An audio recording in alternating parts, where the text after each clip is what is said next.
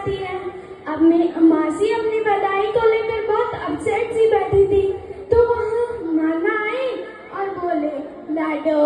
मैं बांधता हूँ तुम्हें एक पवित्र बंधन में, दोनों साथ में मिलकर निभाना इसे, मैं तुमसे अलविदा नहीं कह रहा। जब नाना और मासी बातें कर रहे थे तो मासी बोली, पापा मैं आपकी परी नहीं आपका मान बनना चाहती हूँ, सस्ते में दुनिया की सारी खुशियाँ करना चाहती हूँ,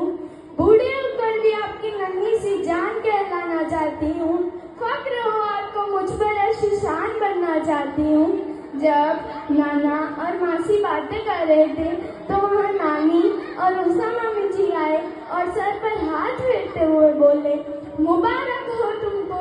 ये नई जिंदगी, खुशियों से भरी रहे तुम्हारी जिंदगी,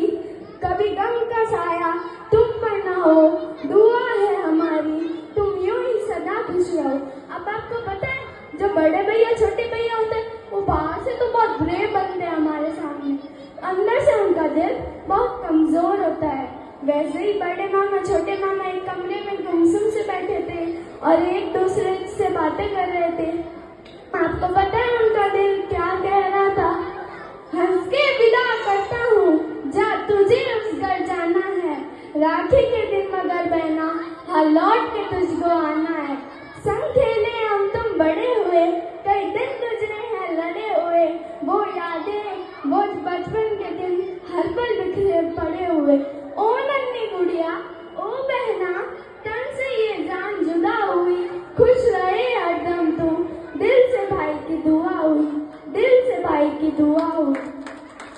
आपको पता है एक पापा के लिए बेटी धन नहीं धड़कन होती है, और कोई भी पापा अपनी धड़कन को दूर जाते हुए कैसे देख खुश हो सकता है। तो कुछ लाइनें बेटियों पर, पराई होकर भी कभी पराया नहीं होती, पराया धन होकर भी कभी पराई नहीं होती, शायद इसलिए किसी बाप से बेटी हंसकर बेटी की विदाई नहीं होती, शायद इसलिए किसी बाप से हंसकर बेटी की विदाई नहीं होती।